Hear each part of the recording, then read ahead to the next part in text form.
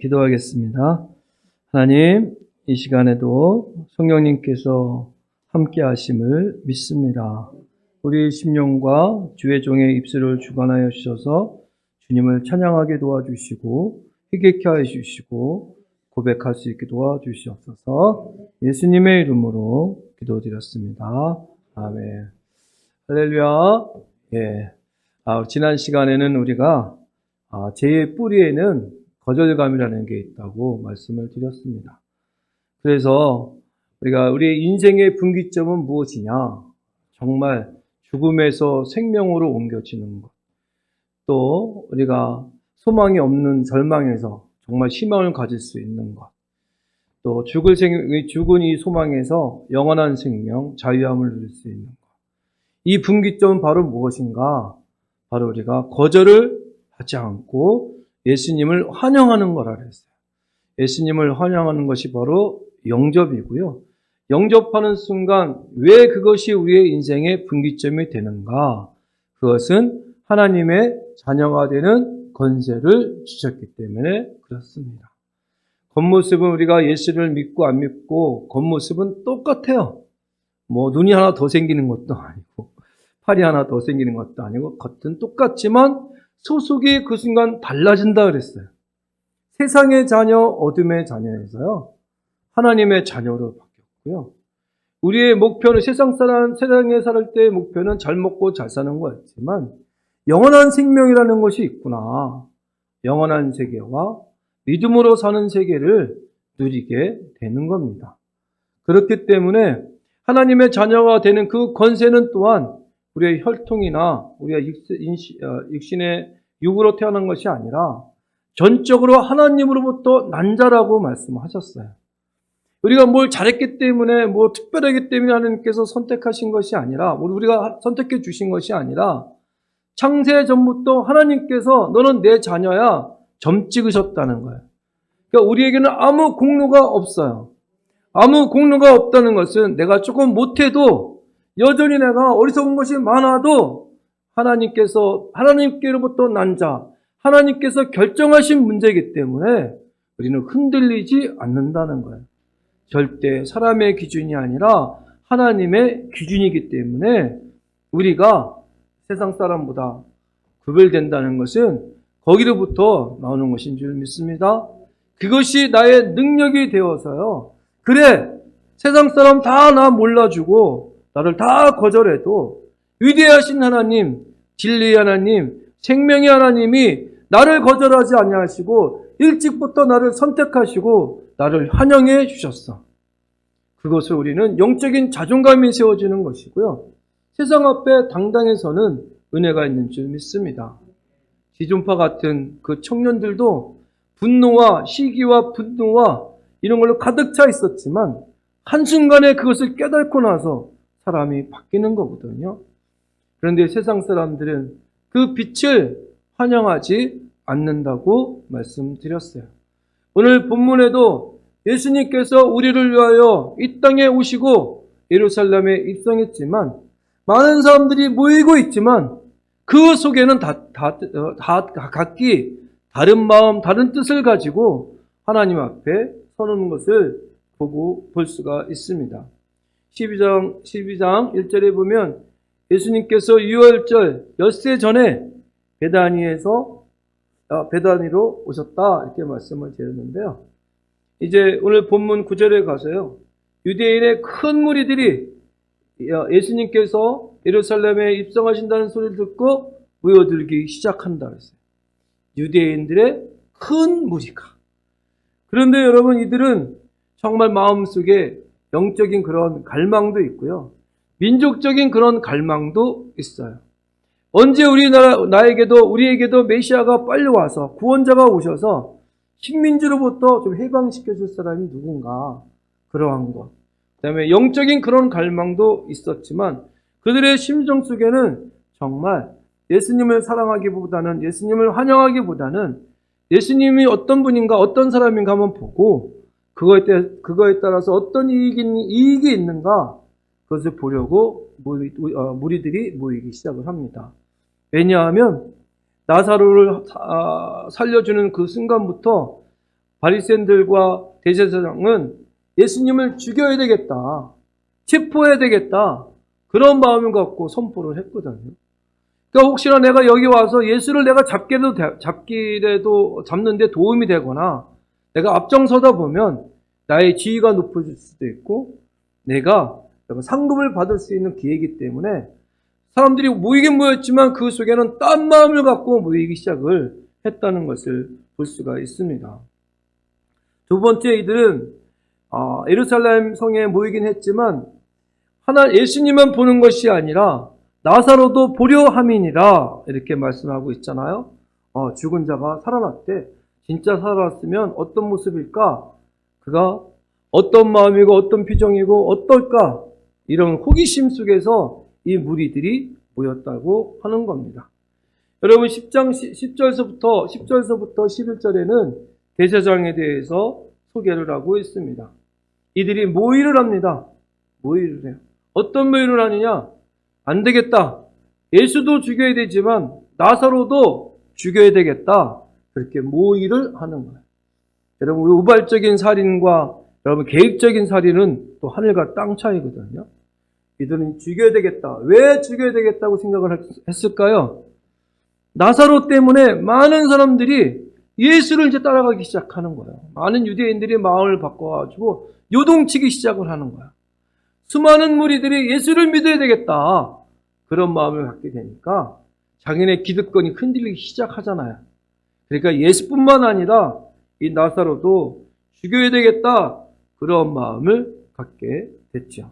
그런 마음으로 지금 예수님의 입성하시는 그 예수님을 바라보고 있다는 거예요. 여러분, 정말 진리는 숨길 수가 없습니다.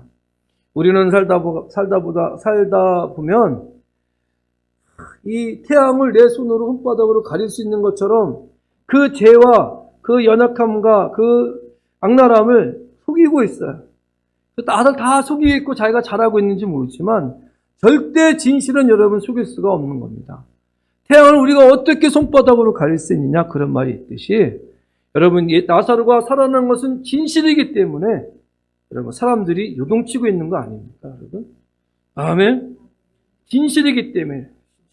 그것이 가짜였으면 예수님을 안 죽여도 되고요, 나사로를 안 죽여도 되는 겁니다.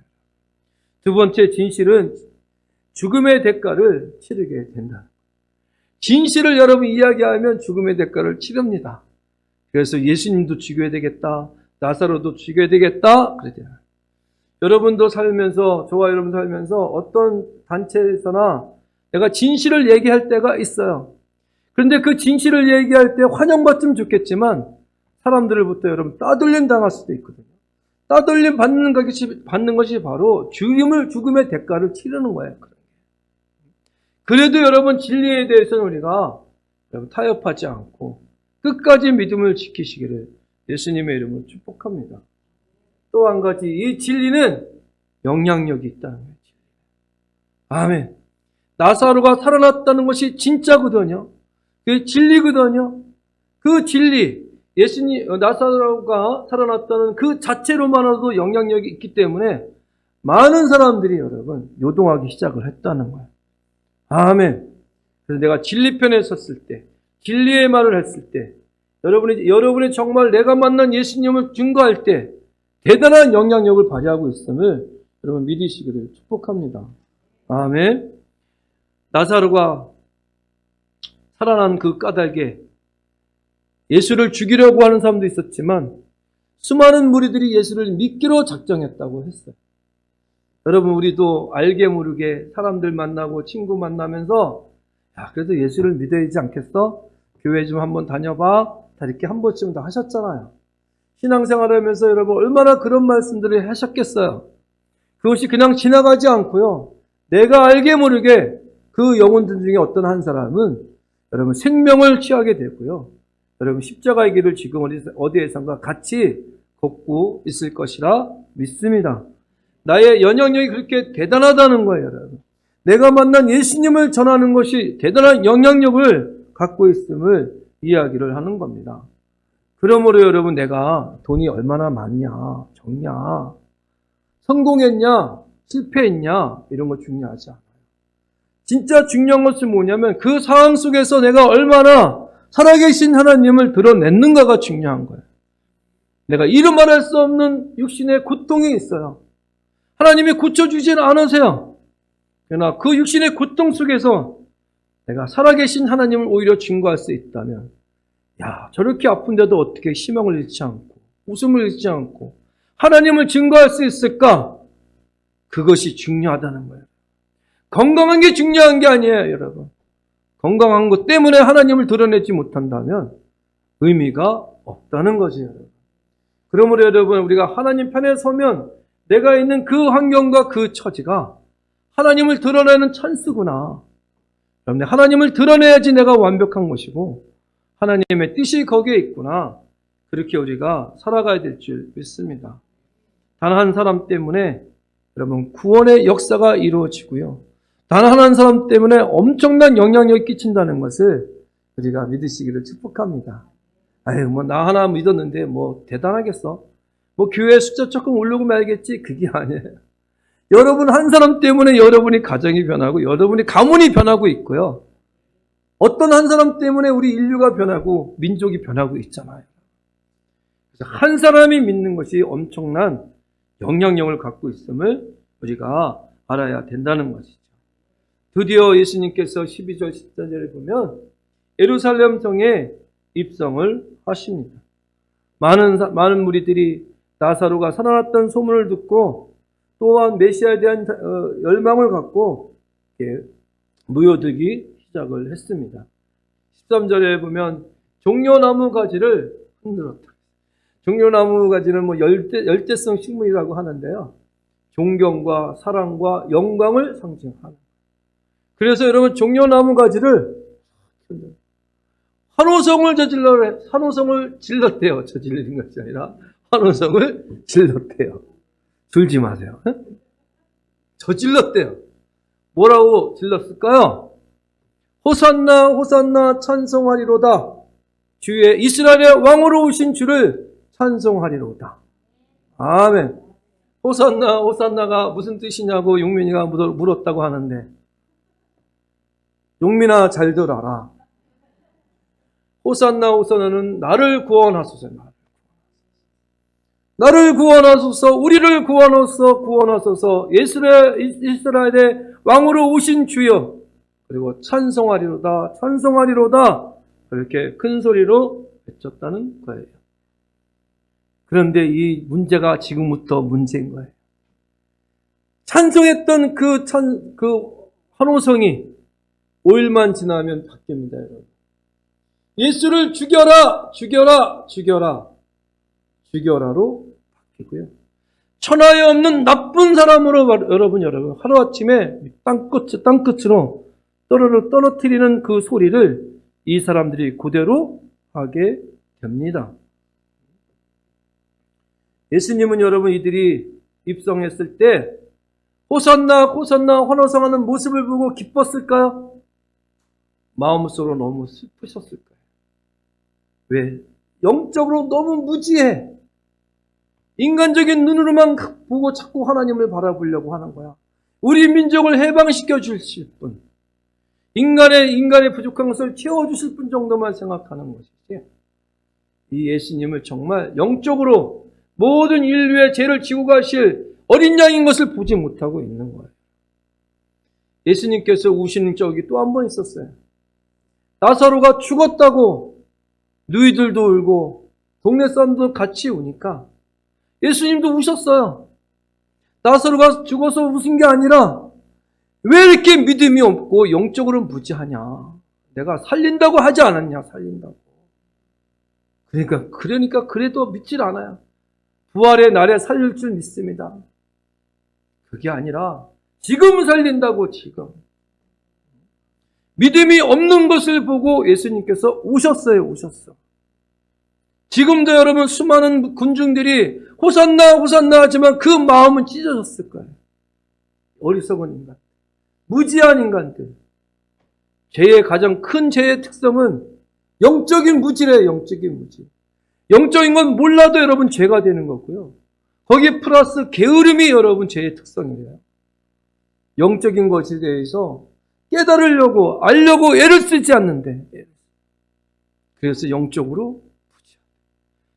여러분 마지막 끝절에 보면 제자들도 하나님 예수님의 뜻을 알지 못하더라. 이제야 하나님 예수 그리스도의 영광이 드러난 후에야 제자들이 예수님께서 왜 그렇게 하셨는지 이제야 알더라. 수많은 군중들이 와서 호산나 호산나 했으니까 이 제자들은 얼마나 어깨가 으쓱으쓱했겠어요. 맞아, 우리 예수님 왕이 되시고 우리는 국무총리 될 것이고 이러고 있지 않겠어요? 그러니 예수님의 마음이 얼마나 가슴이 찢어지겠어요. 수많이 여러분 예수님께서 예루살렘에 입성하기 전에도 내가 십자가에 달려 죽을 것이라고 계속 예언하셨거든요. 들어먹질 않아. 지가 하고 싶은 대로 계속 생각하고 있어요. 우리도 신앙생활 하면서 여러분 내가 듣고 싶은 대로 듣는 거 아니에요? 마음에 조금이라도 기분 나쁘면 내팽개치고요. 내 마음에 맞는 것만 듣지 않을까요?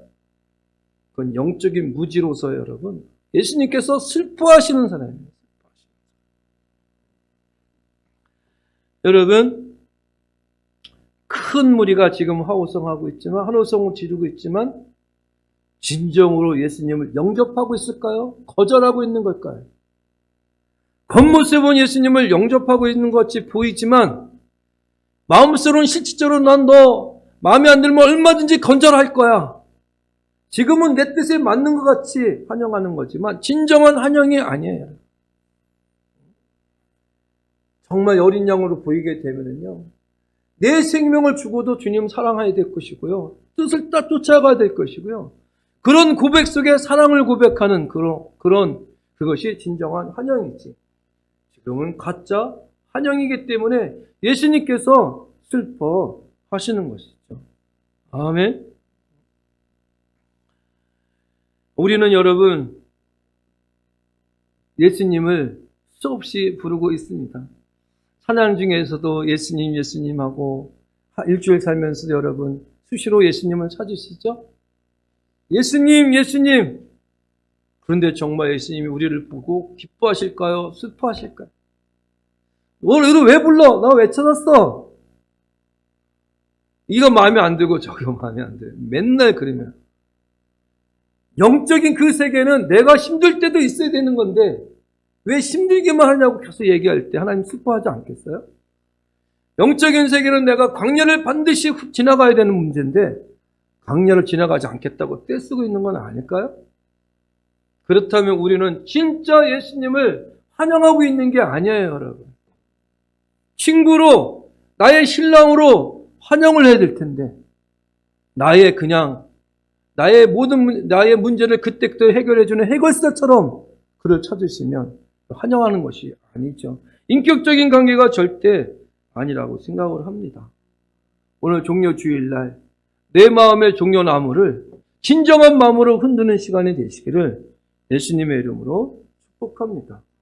오늘 예수님께서 예루살렘에 이제 입성하시면서 그 의미를 주셨는데 첫 번째 의미가 바로 뭐냐면 예수님은 이 입성하는 그 모습이 바로 목적이 뭐냐? 죽으러 오신다. 세상 사람들은 우리의 왕으로 오신 예수야 소리 지르고 좋아서 한 거지만 아니야, 나는 죽으러 온 거예요 지금. 응? 그 똑같은 땅을 밟고 있지만 그 이스라엘의 무리들은 살려고 계속 예수님 부르고 있지만 똑같은 땅을 밟고 있는 예수님은 난 죽으러 가는 거야. 이것이 사람과 예수님과의 차이점이 거기 있는 거예요. 예수님은 우리를 위해서 죽으러 오셔요. 계속 우리는 내 것을 찾으려고 나만 살아보려고 애쓰고 있는 모습과 같다는 거예요. 죽으러 오신 예수님. 5일 후면 이제 예수님 정말 죽으시거든요. 그걸 아셨어요? 모르셨어요? 아시고 오셨죠. 그 마음이 얼마나 애절하시고요. 한 걸음 한 걸음 한마디 한마디가 얼마나 애절하고 간절한 마음을 담고 말씀하셨겠어요. 그래도 알아듣질 못해요. 이원종 안주지사님 5일 후에 5일 후에 죽으신다면 오늘의 삶이 어떠시겠어요? 예수님은 5일의 후를 아시고 열심히 사셨대요. 유원종 안수 지사님이나 저나 만약에 5일 후에 하나님이 데려가신다고 다 그걸 알고 산다면 지금 이 예배가 여러분 얼마나 여러분 충만하겠어요. 내가 만나는 영혼들에게 얼마나 최선을 다하겠어요. 예수님이 오직 예수님의 마음을 오직 하셨겠어요. 그렇게 간절하게 얘기했는데도 제자조차도 아직도 깨닫지 못해요. 여전히 세상 것에 관심이 가득 차 있어서요. 영원한 하늘 나라에 대해서 알지를 못해 마음을 열죠.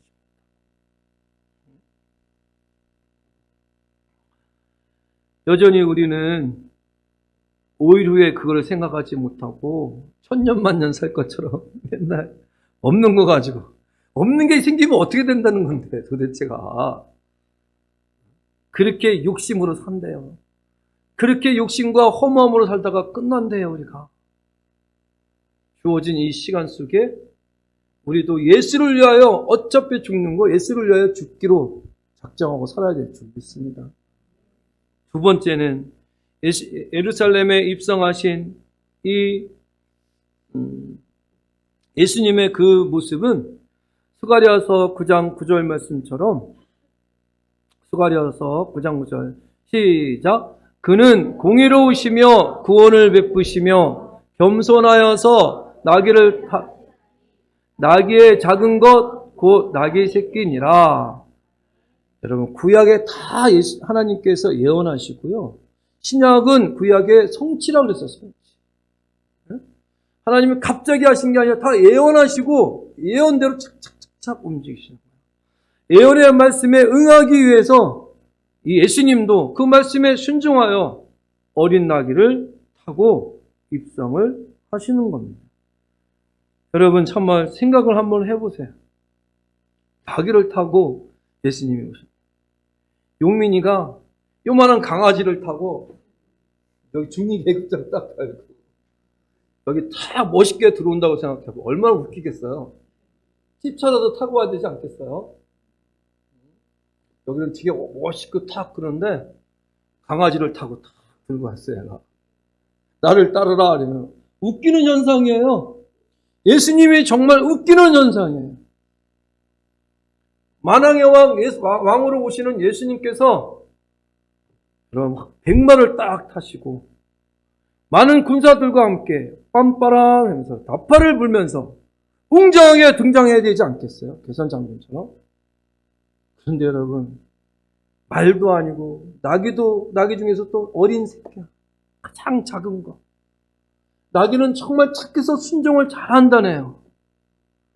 그 마귀도 여러분 힘들지만 거기에 푹 숙인 채 예수님과 함께 터벅터벅 걷고 있는 거예요.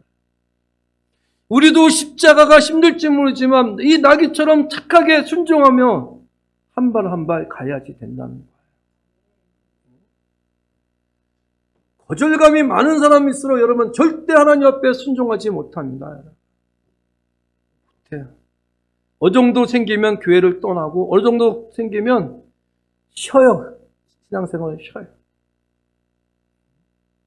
그럴 때 여러분 뒤로 하고 빨리 믿음을 지키셔야지. 무거운 짐을 지고 가는 어린 그 나귀처럼 그래도 끝까지 예수님과 발을 맞춰서 방향을 같이 해서 가려야 될 것이 우리의 모습입니다. 예수님도 여러분 왜 나귀를 탔는가? 구약의 말씀을 성취하기 위해서 그렇게 나귀를 타고 오셨다는 거예요. 아멘. 우리의 삶도 여러분 때로는 실패할 수도 있고요. 원치 않는 일들이 많이 생길 수도 있고요. 여러분이 뭐 원해서 대한민국에 태어났습니까? 원해서 그 가정에 태어났습니까? 원해서 남자는 만날 수도 있겠지 몰라도요. 어쨌든 신랑을 만나고 부인을 만나는 것도 뒤로에서 이렇게 보면 결국은 하나님의 말씀을 성취하고 있다고 생각을 하신다면 믿음으로 그걸 바라본다면 이 또한 내가 감사를 받을 수 있지 않겠어요? 아멘. 세 번째는 왜 하필이면 명절 때 그 시간을 통해서 예루살렘에 입성을 하셨는가? 이날은 유월절은 어린 양을 잡아서요. 가족 수대로 양을 잡아서 하나님 앞에 회개의 시간을 갖는 시간이었어요. 어린 양. 그래서 유세푸스에 의하면 여러분, 양의 수가 그 해의 인구의 수와 똑같다고 했어요. 그러니까 왜냐하면 우리 4식구면 4마리의 양을 잡아야 돼요. 그래서 거기에 유세푸스에 보면 한 25만 6천 명 정도, 그 양의 수, 동물의 수를 25만 6천 수 정도가 있다고 하니까. 여러분, 인구수가 그때는 그렇지 않았나, 6월절에 모인 수가. 그러니까 거기 여러분 요동강에는 얼마나 막 피해강이야, 피해강. 피바다가 된 거죠. 그 시절에는. 그 시기에, 어린 양을 잡는 그 시기에, 그 시에 예수님께서 내가 세상 죄를 지고 하는 어린 양이로다, 그 심정을 가지고 여러분 예루살렘에 어린 양으로서 들어오셨다는 겁니다. 히브리서 9장 13절부터 15절 말씀 시작. 염소와 황소의 피와 및 암송아지의 죄를 부정한 자에게 뿌려 그 육체를 정결하게 하여 거룩하게 하거든 하물며 영원하신 성령으로 말미암아 흠없는 자기를 하나님께 드린 그리스도의 피가 어찌 너희의 양심을 죽은 행실에서 깨끗하게 하시고 살아계신 하나님을 섬기지 하지 않겠느냐. 아멘. 자, 14절까지 잠깐. 여러분, 어린 양의 피도 하나님께서 받으셔서 우리의 죄값을 치러주셨는데 하물며 깨끗하고 지극히 완벽하고 하나님의 그 피인데 그 피가 어떻게 우리의 죄를 도말해 주지 않겠느냐, 그 말씀이에요. 우리는 거저 여러분 죄 용서받는 것이 아니라 하나님께서 원하시는 유일한 그 피, 예수 그리스도의 보혈의 피로 우리가 여러분 용서받게 됐다는 거예요. 하물며 용서가 안 되겠느냐. 그 은혜로 우리가 용서를 받았고요. 15절 시작. 이로 말미암아 이는 첫 언약 때에 범죄한 죄에서 속량하려고 주사 부르심을 입은 자로 하여금 영원한 기업의 약속을 얻게 하려 하심이라. 아멘. 예수님께서 우리 대신해서 죽으신 것은 모든 죄를 속량하시고, 속량은 대신 갚아주시고, 아멘. 영원한 기업, 영원한 생명의 약속을 얻게 하려 하심이라. 할렐루야. 아멘. 그 말씀에 하나님께서 응하시기 위해서 어린 양 예수로 여러분 죽기 위하여 오셨다는 거예요. 말씀을 한번 정리해 보겠습니다. 어린 양 예수 그리스도는 제물이 되기 위해서 입성하셨다. 입성하시고 최후의 만찬을 하시고 그 다음에 체포당하시고 고난당하시고 십자가에 매달려 잔인하게 죽으셨어요. 이것이 그의 마지막 생애의 여정이 되는 것이었죠. 예수님께서 입성한 3가지 이유 중에 첫 번째는 뭐라고요? 죽으러 오셨다. 2번째는 뭐예요? 말씀에 응하기 위해서. 3번째는 친히 세상의 죄를 지기 위해서 어린 양의 제물로 입성하셨다는 것을 우리가 알게 됩니다. 사랑하는 성도 여러분, 우리 종려주의를 맞이해서 예수님께서 정말 우리를 위해서 죽기 위해서 입성했지만 많은 사람들이 영적인 무지에서 실질적으로 예수님을 온전히 영접하지 못하고 환영하지 못했습니다. 이 시간 우리가 진정한 종려주의를 맞이하는 것은 우리라도, 현재 나라도 온전한 마음으로 예수님을 환영해야 될 줄 믿습니다. 아멘. 여러분, 주님을 정말 사랑하는 것, 주님께 영광을 돌리는 것, 감사를 드리는 것, 이것이 진정 내 마음에 하나님의 예수님을 향하여 종려나무 가지를 흔들고 있는 것이라 믿습니다. 아멘. 우리가 잘하고 있든지 못하고 있든지 이 시간에도 하나님은 나에게 너 종려나무 마음속에 종려나무 가지 흔드는 것을 멈추지 마, 그렇게 부르실 거예요. 그건 뭘까요? 그래, 너 나 사랑하니? 하나님 우리에게 너 그 사랑해? 너 조금 부족해도 괜찮아. 부족할 수 있어. 너 잘하고 있어? 잘하고 있지만 그런데 그 속에 진짜 나를 사랑하는 마음이 있는 거니? 그거거든요. 내가 하나님을 사랑하고 사랑한다고 하나님을 사랑하기 위해서 하나님의 핏값으로 세워주신 교회를 사랑하고 이 교회가 이 땅에서 허물어지거나 이 땅에서 무너지지 않도록 교회들을 위해서 기도하고 있는 그것이 실질적으로 이 시대에 이 종려나무의 가지를 흔들며 주님을 사랑한다고 고백하는 우리의 모습이 될 것이라 저는 생각을 합니다.